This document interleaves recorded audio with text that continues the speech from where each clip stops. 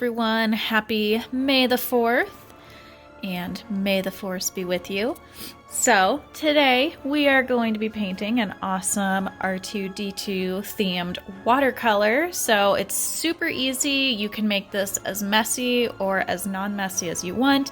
You can see mine got a little bit crazy with the drips. So let's go ahead and look at our supplies.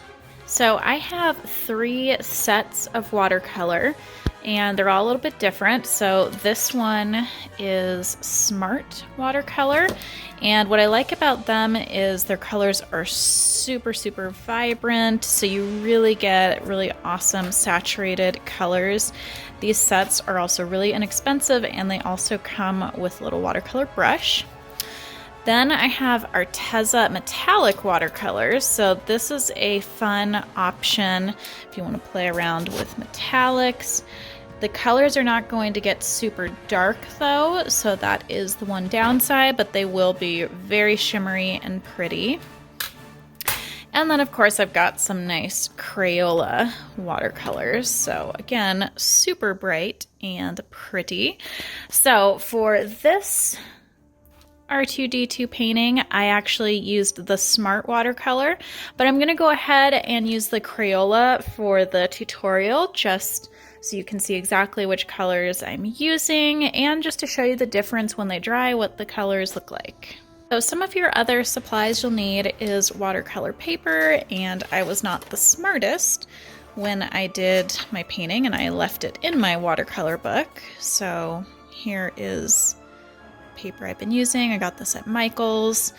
And then you'll also want a brush. I like to use these watercolor brushes. You actually fill the end with water, which is pretty cool. Some sets will actually come with them. You can probably get them at Michael's or Hobby Lobby, or just use a regular brush. And then the other thing is that you'll need is an extra cup of water just to help rinse your brush if you are using one of those watercolor brushes. Some paper towels, and then a pencil to sketch with. So the first thing we're going to do is just a really light outline of the outside of the body. So where I'm going to start this is probably like 1/3 of the way down on the paper, and then I'm going to do a half circle going up towards the top and then around the side. So you want to try to keep the top part a little bit flatter. You don't want it to be like too pointy or anything. And then try to keep your pencil lines as light as possible. And then you're just going to carry a little bit of a line down the side of the paper, just so you have some guidelines of where the edge of the body is going to be. I don't know if you can really call it a body, but that's what we're saying. Of course, I'm getting glitter everywhere. Okay, so the next step is we're just going to draw general shapes for the little buttons and designs on R2D2. So at the top, we've basically got 2 little triangles that come straight down from the middle. Again, keeping your sketches super light. And then right here, we've got like the main eye. So it's just basically going to be a rectangle, but what I'm going to do is there is going to be a slight curve to the top and bottom of the rectangle, as well as a slight curve outwards, because R2D2 is kind of cylindrical, so you have to kind of add some rounded edges to keep it a little bit more realistic and not quite as flat. And then there's also a little square jutting out from the side, kind of the bottom left. We've got a circle in the middle for his eye, if you want to call it that. And then 2 circles in the corner of that, I'm guessing to be screws. So then if we look at this area right here, we're just going to go a little bit down from that original rectangle. So remember, try to round the sides a little bit. This is going to be the same width as that original rectangle. but it's gonna be fairly skinny. And then we'll add a little circle to the right side, right here. Hopefully everybody can see this and it's not too light. So then our next area right here, we're gonna just do a square. So this is gonna be sort of our only 3D looking thing. And then what I'm gonna do is a circle that is slightly above the square, kind of in like the top right portion. And then 2 diagonal lines coming down from either side of the circle, and then a rounded bottom. This actually makes it look more like a cylinder. And this isn't gonna matter too much because it's gonna be messy, so if it doesn't look super realistic, it's totally okay.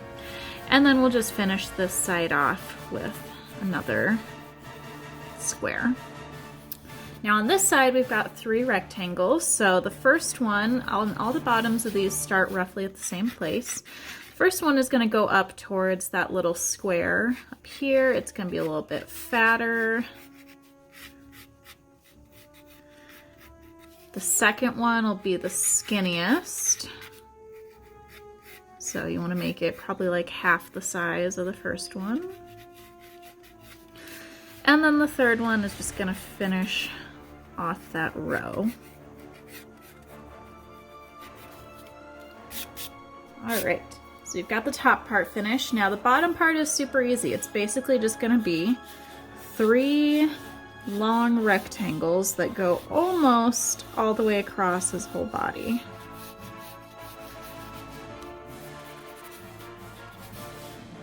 So the first one is going to be the longest, and then they're each going to get progressively smaller. The next one can be roughly the same size in terms of the thickness. And then the last one's actually going to be fairly skinny. But we can make it a little, almost the same length as the one above. Whatever you're feeling. Again, it's gonna be kind of messy looking, so in the end it's not gonna matter a whole lot. Man, I'm getting so much glitter on here. Okay, so super simple sketch, like I said. So now we're ready to start painting. So the color I'm going to start with is this blue right here. So if you happen to have a similar set, I'm gonna use the darker blue.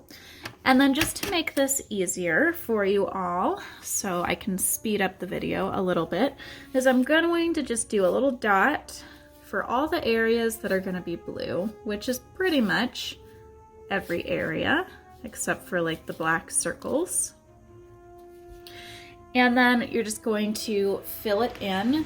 And don't worry about the blues being too dark at this point, because we're actually going to go back and add some shadows and highlights later. Also, don't worry about any of the drips yet, because that we're going to worry about after. Otherwise, I guarantee your paper will get way messier if you start doing the drips now versus waiting till after we've filled everything in. So you can see that right now the blue is technically a little bit lighter than the original painting, but like I said, that's okay because we are going to add some shadows and highlights. So I'm gonna go ahead and just speed up the video. Feel free to pause it while you're working on yours.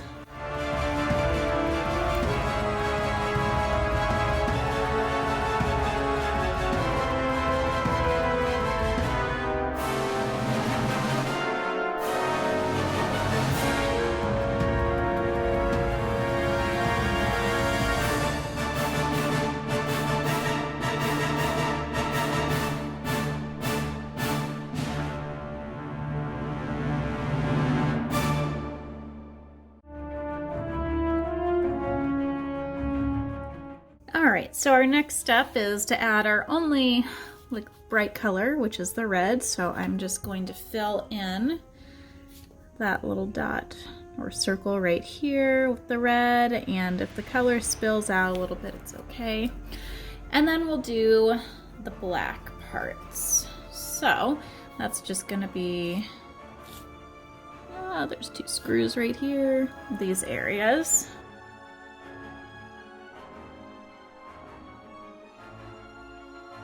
You can go ahead and let your paper dry if it's super wet. For the shadows, I'm actually going to be using this really dark kind of indigo color since I don't have a blue darker than that.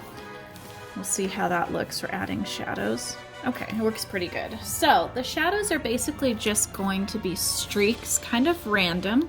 So for instance, up here, you can just add a few streaks, you know, around the parts of the triangle. On this side, I just added basically a bunch of shadows sort of circling the circle around about half of that. And again, if some of your paint slips out a little bit, if it's still wet, totally fine. Hopefully the train is going to stop tooting its horn so I don't have to keep pausing the video. But anyways, you're just really kind of doing random streaks of your darker color in every area. This just helps to add some dimension. That area was still wet. It helps to kind of go along with like the messy watercolor look too, which is what we're going for with this. So just be loose with it. Don't worry about it looking a certain way. And then down in here, I'm just going to do some streaks going across. Trying to work on crate training copper, and he's right next to my desk. And so if you hear a little whine, that's him because he doesn't want to be in his crate.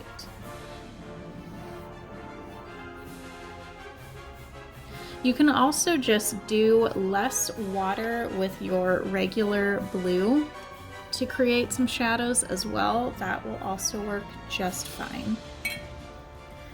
Okay, so now we're going to get started with our drips. Here's my messy desk and all the stuff I'm working on. Hope you all enjoy that.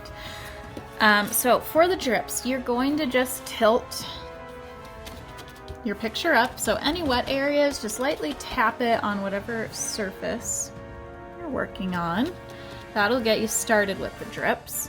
Now, we're gonna start with the blue drips first. And what I'm gonna do is, if you have one of these watercolor brushes that fill up with water, I'm going to push into it to get the water to come out a little bit more. And then each time I want to drip, I could just kind of tap the paper on the surface.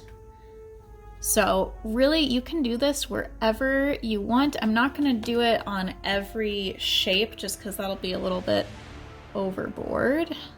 Sometimes you have to help them out a little bit. There we go. And you may not even want anything to drip.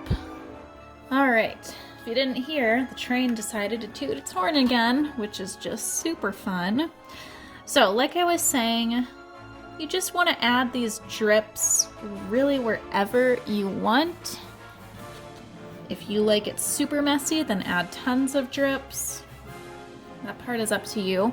The other thing we're going to do is we're just going to add, if you'll notice this one, there are some additional streaks that are below these 3 skinny rectangles. So I'm just going to add those in. You can be kind of sketchy with it too, like don't worry about it being totally straight lines, because again, this is messy. And then, like I said, make it drippy. So it's all about having fun and getting a little dirty.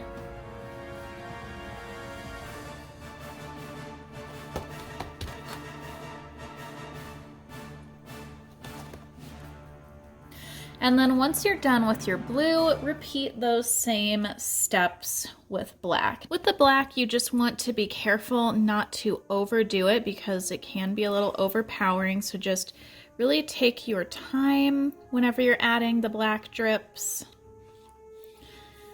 because otherwise it could totally take over the blue. And if you want, you can also add some additional streaks just to give it some dimension.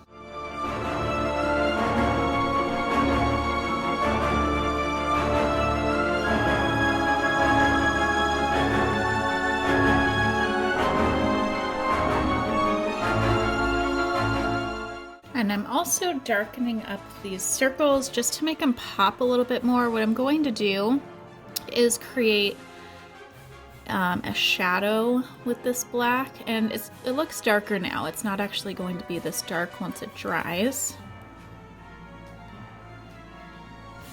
But that'll just help to make it look a little bit more realistic. And then as you can see from this one, there's some shadows along the sides.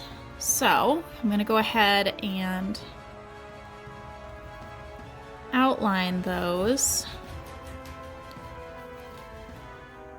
You'll also hear Copper just running around. I just can't have a quiet time to film for some reason.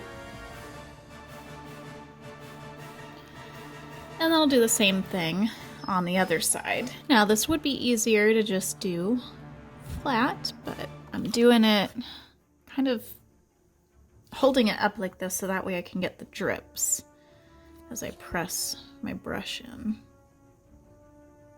Ooh, this one's getting a little messy. It's okay.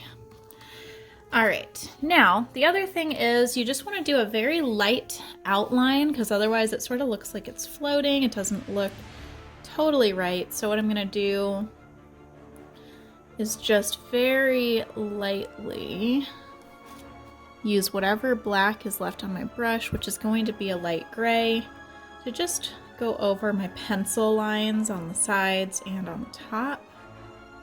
You can also make this kind of sketchy looking if you want. You could do it with drips.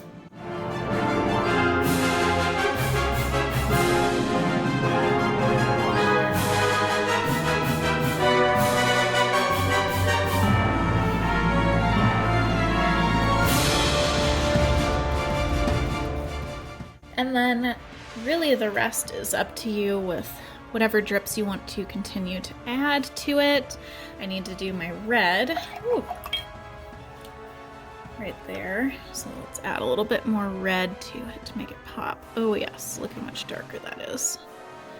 And I'll just do the drip kind of off to the side. It's almost like it's bleeding, but I like it. So feel free to add any other blue or black or red drips that you'd like. And then the last step will be to add highlights.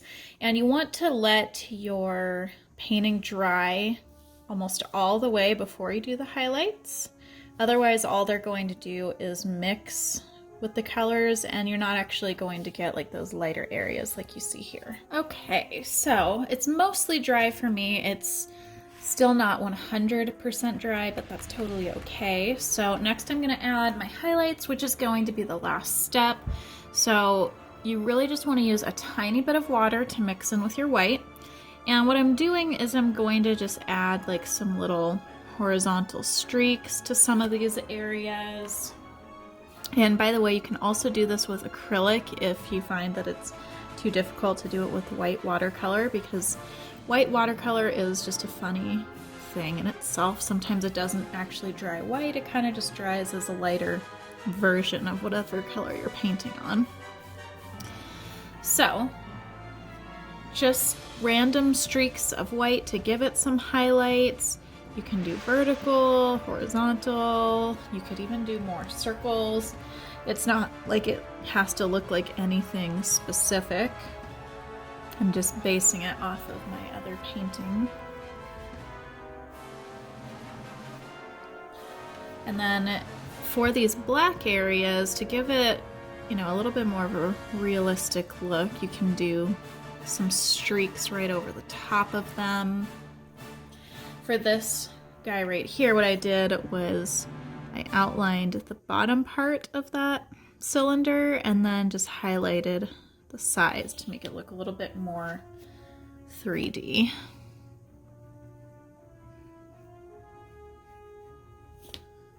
And once you are done with your highlights, you are totally done with this painting. And I hope that you thought it was as easy as I did. It's really fun and just like a good, loose, easy painting to do. As usual, please like and subscribe. Let me know any other painting tutorials that you'd like to see. And my social media accounts are all at Beck's Fine Art.